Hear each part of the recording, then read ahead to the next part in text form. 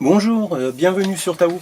Alors aujourd'hui je voulais faire une petite vidéo d'actualité par rapport à ce qui s'est passé aux Baléares, où il y a eu un gros coup de vent suite à un orage, et où il y a plusieurs bateaux qui ont fini sur la côte. Alors ici mon but n'est pas du tout de jeter la pierre à quiconque, équipage, skipper, etc. Juste essayer de dire ce que ça m'inspire, quoi. Voilà quoi. Moi, j'étais pas sur place, donc voilà, il n'est pas question de désigner des coupables ou des incompétents, quoi, si je puis dire. Donc là, il y a plusieurs choses qui m'ont marqué, enfin que j'ai vu sur les vidéos et qui m'ont marqué.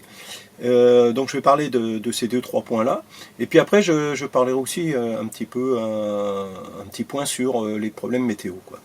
Voilà. Alors la première chose que l'on peut dire, c'est que ce genre de choses, en fait, malheureusement, avec le réchauffement climatique, eh ben, ça risque de s'amplifier. Donc des orages violents en Méditerranée occidentale, ça a toujours existé.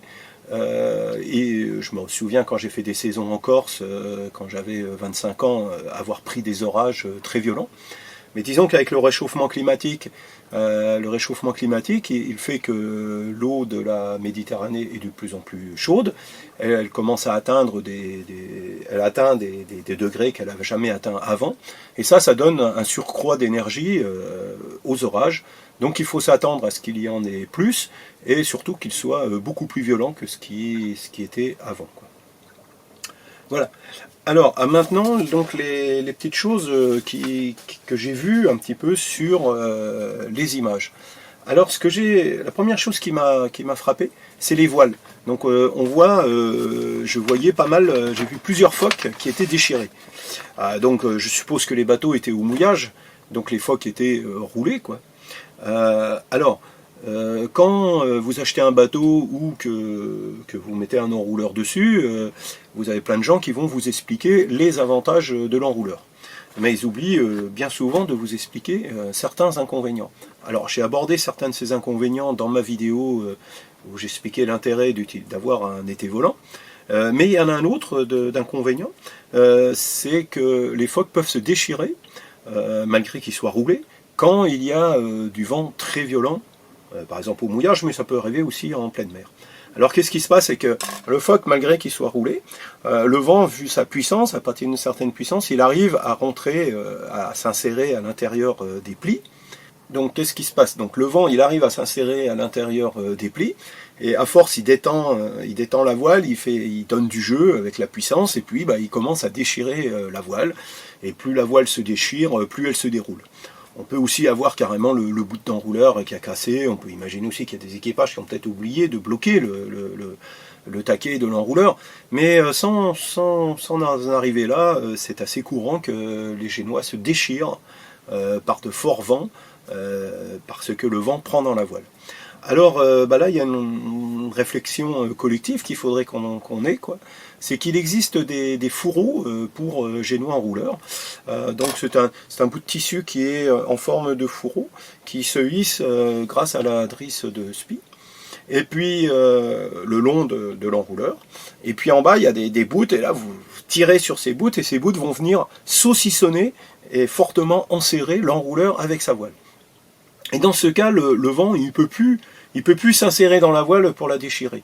Donc c'est l'avantage. Le deuxième avantage, c'est aussi que votre enrouleur ne va pas s'abîmer avec les UV. Donc les enrouleurs, ils ont une bande anti-UV, celle-là ne va même pas s'user parce que c'est ce fourreau qui va prendre le soleil. Donc il est très important de hyper bien serrer les bouts pour que vraiment ça saucissonne. Et dans le cas-là, vous n'avez plus ce risque de déchirage. Alors ce risque de déchirage aussi, il augmente suivant votre façon que vous avez roulé la voile. Mais comme souvent en Méditerranée, il y a souvent un peu de pétole, quand vous arrivez au mouillage et qu'il n'y a pas beaucoup de vent, votre voile, vous l'avez roulée pas très serrée. Et là, il y a encore plus de risques que la voile se déchire.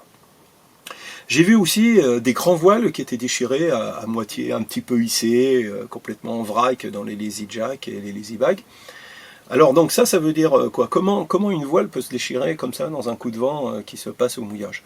Bon, c'est tout simplement parce que l'équipage n'a pas fermé le taux de grand voile. Et à un moment, le vent, il se prend dans le taux, et il sort la voile du taux, des fois il la hisse même un petit peu le long du mât, d'un tiers ou d'un petit quart, et puis la voile commence à se battre, et puis elle risque de se déchirer, quoi. Alors là aussi, une réflexion collective à avoir, il y a quand même une tendance actuelle à ce que les baumes soient de plus en plus hautes et inaccessibles, même sur des monocoques, ne parlons même pas des catamarans, parce que on fait des bimini, on les fait de plus en plus haut parce qu'on veut qu'il y ait de plus en plus d'espace dans le cockpit, les capotes aussi qui protègent la descente, pareil, il faut que ce soit de plus en plus spacieux, donc la baume se retrouve plus haut, et c'est vrai qu'il faut faire plus ou moins des acrobaties pour aller fermer la fermeture éclair, particulièrement le côté à l'arrière. Et donc beaucoup d'équipages ne le font pas. Donc moi j'ai vu cet hiver, là j'avais travaillé aux Antilles, j'ai vu que dans certains ports, à des moments, c'est courant de voir par exemple des catas, surtout quand ils sont assez gros, donc la baume est assez inaccessible, qui en fait les taux ne sont jamais fermés, quoi. Voilà. Mais il faut savoir que c'est une pratique qui peut présenter des risques s'il y a un coup de vent. Et donc là, il va devenir important de réfléchir et de se dire qu'il faut fermer ce taux, ou alors, si c'est vraiment difficile et que c'est pas facile de monter, etc., au moins là aussi d'essayer de passer des bouts tout autour du taux et de le saucissonner là aussi pour que la voile soit bloquée et que le vent ne puisse pas s'engouffrer et déchirer votre voile. Alors vous me direz que les voiles déchirées, une fois que vous êtes à terre, une fois que le bateau s'est échoué et qu'il a cassé, c'est plus très... c'est pas la casse principale, c'est peut-être pas trop ce qui vous inquiète. Mais le problème de ces voiles qui commencent à se dérouler au mouillage, c'est qu'elles vont augmenter le fardage du bateau. Elles vont augmenter le fardage du bateau, c'est-à-dire augmenter la prise au vent du bateau. À partir de là, vous avez beaucoup plus de chances que le mouillage chasse et que donc vous finissiez à la côte. Alors ça me permet une bonne transition vers le fardage. Ah non, je voulais revenir juste une autre chose, une autre image que j'ai vue. Donc à un moment, on voit un bateau qui essaye de manœuvrer difficilement, parce que là, il y a plus de 60 nœuds de vent, enfin peut-être 60, 65 nœuds de vent, je ne sais pas exactement, mais bon, les images sont assez parlantes, on voit vraiment que l'eau est horizontale et tout, ça souffle très fort, c'est évident. Et ce bateau a une annexe en remorque qui est derrière lui, quoi. Alors ça, c'est vraiment pas une situation d'avenir, quoi. L'annexe, d'ailleurs, elle fait des loopings comme ça, tellement qu'elle s'envole. Heureusement, le moteur n'est plus dessus. Alors déjà, ça peut être dangereux, parce qu'elle peut venir frapper l'équipage dans le bateau. Mais naturellement aussi, vous imaginez bien, je veux dire, voilà, le bout, il peut venir se mettre dans l'hélice, dans le safran, le bout qui remorque l'annexe, etc.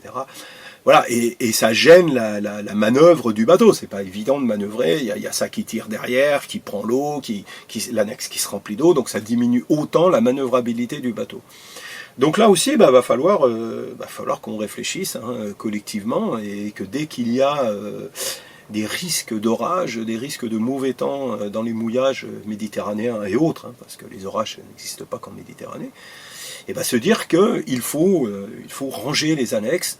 Donc éviter totalement de naviguer en mer avec une annexe à la remorque, parce que quand un orage ça arrive très violemment et très rapidement. En moins de 5 minutes, vous êtes dans un vent très fort, et donc vous n'avez plus le temps de ranger l'annexe. Et au mouillage, une fois que vous avez utilisé l'annexe et que c'est fini, que l'utilisation est finie, il est bon de la ranger. Donc si vous avez un portique, de la remonter dans le portique et de la sangler solidement sur celui-ci, ou de la remonter sur le pont, de la sangler, etc.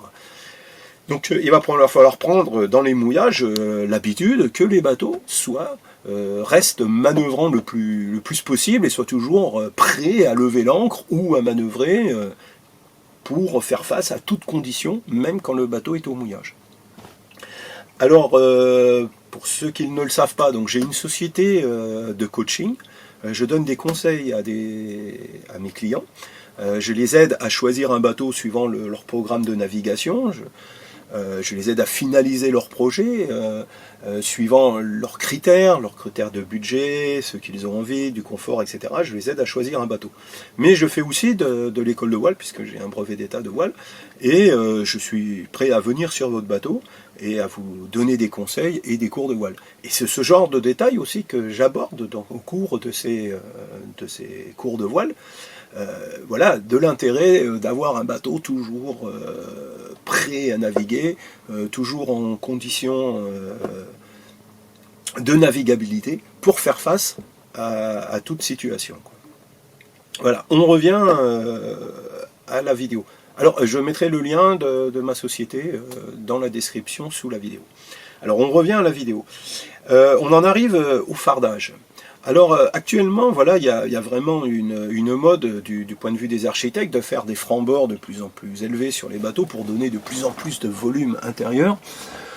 Aussi de mettre des bimini de plus en plus conséquents, qui deviennent d'ailleurs de plus en plus des doghouse où tout est fermé, de mettre des capotes au-dessus de la descente d'ailleurs qui rejoignent maintenant les bimini le plus possible, qui elles aussi sont assez hautes. Tout ça a tendance à augmenter le fardage.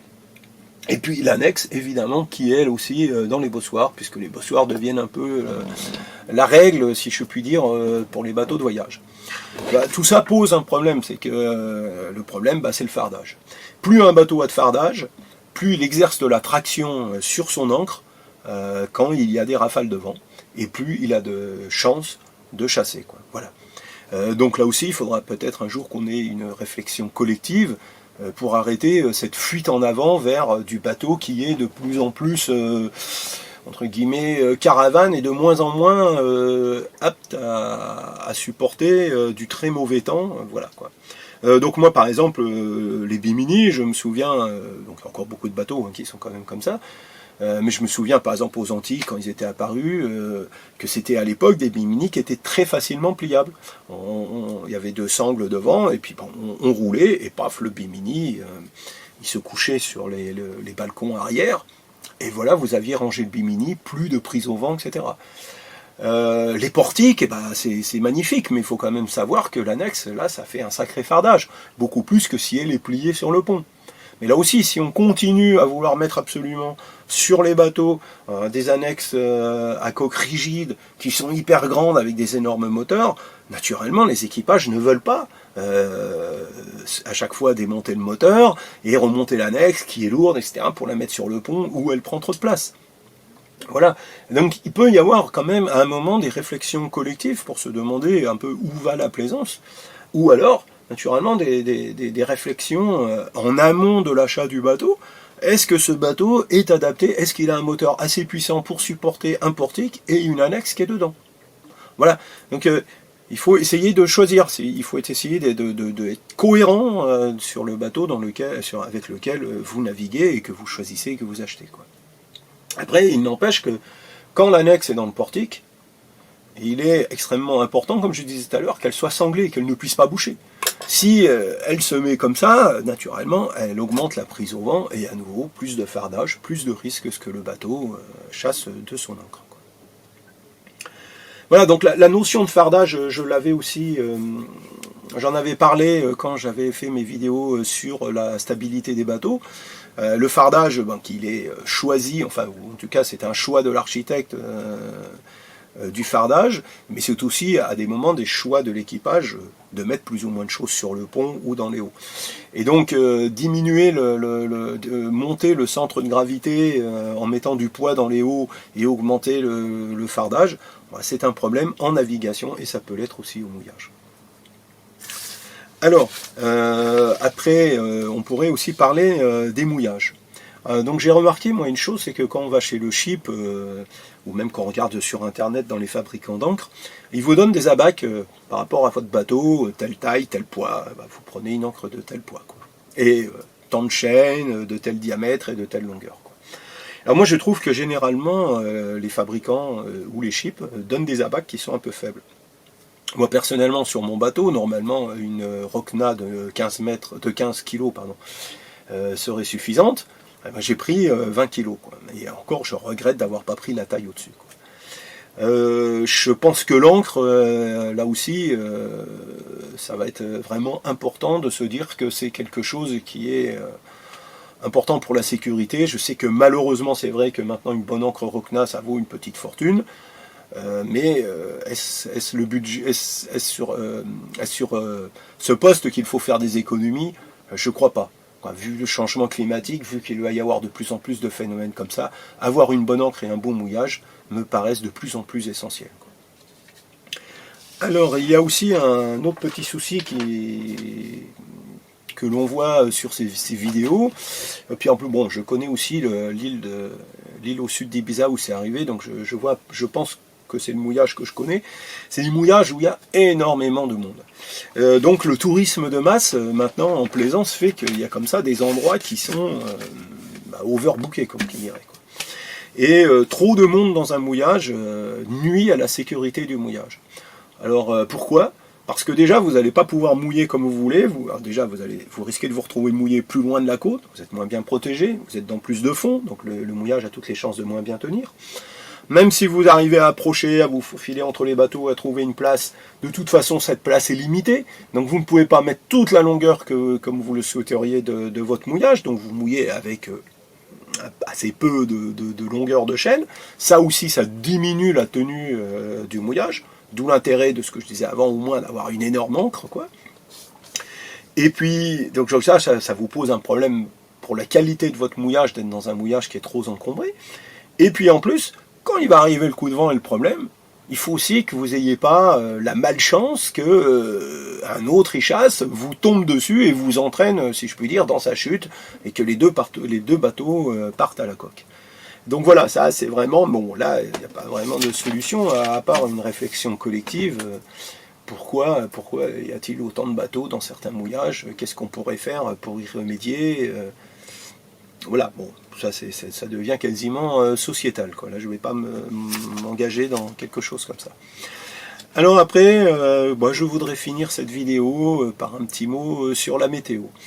Alors j'ai lu un petit peu des commentaires sur Facebook où les gens ils disent ah bon, la météo elle est pas bonne, le coup de vent là il était annoncé, d'autres disent qu'il était annoncé, certains disent qu'il n'était pas annoncé, d'autres qu'il était annoncé mais qu'il n'était pas annoncé à cette force de vent, etc. etc. Alors la météo c'est malheureusement pas une science totalement exacte et ce sont des prévisions. Quand vous prenez une application Windy, Winguru, n'importe quoi, où vous téléchargez des fichiers Grib avec Zgrib, vous téléchargez des Grib, et puis derrière il y a des modèles, ce qu'on appelle des modèles, c'est-à-dire un ordinateur qui tourne et qui produit ces Grib. Donc vous avez le choix entre le GFS américain, vous avez le modèle européen EC, je sais plus quoi, MW, ou bon, excusez-moi, je me souviens jamais les initiales. Et puis en France, on a la chance d'avoir Arroum, voilà. Alors il faut savoir que tous ces modèles tournent, ils sont actualisés que tous les 6 heures. Et encore, la vraie grosse actualisation, c'est tous les 12 heures. Sauf Arroum, là j'ai demandé à un copain météorologue, a priori il me dit qu'il se souvenait que c'est tous les 3 heures. A priori ça peut aussi être mis à jour tous les heures, mais ça l'étonnerait que ce soit ces données que l'on arrive à avoir avec les applications gratuites. Donc voilà, quand vous êtes en Méditerranée, dans les zones où Arroum est là, je ne peux que vous conseiller d'utiliser Arroum, parce qu'il a toutes les chances, lui, d'être le plus précis. Il n'empêche que et les autres, ils peuvent passer à côté de quelque chose, parce que un orage, ça peut se développer très vite, en 3-4 heures, quoi. Donc suivant, si vous tombez entre 2 actualisations, le modèle ne peut ne l'avoir pas vu, quoi. Voilà, quoi.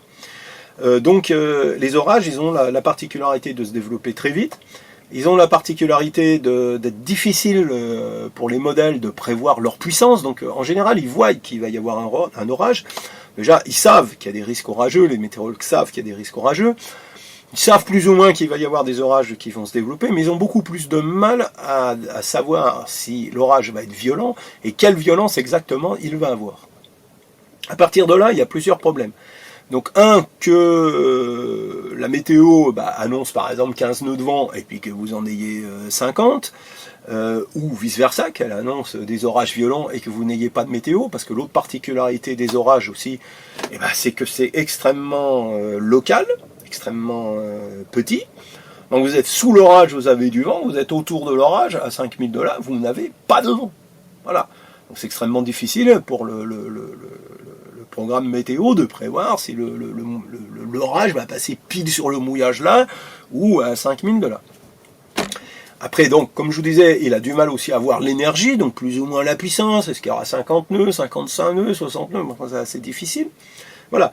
Et donc, on résulte à plusieurs choses, c'est que les météorologues font des alertes aux orages. Des fois donne des alertes en disant bah, aujourd'hui il risque sur Bonifacio d'y avoir 50 nœuds de vent, et puis bah, vous êtes du côté de Bonifacio, puis vous n'avez pas de vent. Alors au bout d'un moment, il y a une espèce de décalage, à force de crier Oulou, bah, vous dites oh, ouais, mais ça va être comme d'habitude, il n'y aura pas de vent, et puis bah, c'est le jour-là où il y a du vent, soit parce que la météo est précise le jour-là et qu'avant elle ne l'était pas, ou soit parce que le truc passe exactement sur vous, alors que les autres fois il n'est pas passé sur vous, et là vous prenez un très gros orage, quoi. Donc il est important de prendre en compte ça, de savoir que la météo sur les orages a une certaine fiabilité qui peut être un peu aléatoire, quoi, voilà, que les phénomènes sont très locaux et que vous n'êtes pas certain que vous allez prendre, vous, le coup de vent, mais de faire comme si vous allez le prendre, et surtout, alors, ma vidéo avait coupé. Et donc je disais surtout de ne pas croire que parce que ça fait plusieurs fois que c'était annoncé un coup de vent et que vous ne l'avez pas eu, que ce coup-là, ça va être pareil. Voilà. Il faut à chaque fois bien se remettre en cause et en question et se dire, chaque fois qu'il y a une alerte météo aux orages, le prendre au sérieux, malgré que les fois d'avant, il ne faut pas se laisser, abuser par les autres fois où ça s'est bien passé, quoi. Voilà. Ok, et puis bah, je vous conseille aussi, bah, là c'est assez intéressant de rester un peu en veille sur la VHF, parce que les crosses, eux, ils vont avoir des informations souvent beaucoup plus précises que vous, et ils peuvent annoncer quelque chose qui arrive, qui est fait au dernier moment, quoi. Ce que ne verra pas obligatoirement les modèles que vous utilisez sur des applications gratuites, quoi. Voilà, c'est cette 20 de vidéo. Bon, bah, j'espère que quand même vous allez avoir des navigations safe. Et puis, bah, je vous souhaite de bonnes navigations, donc. Et à bientôt.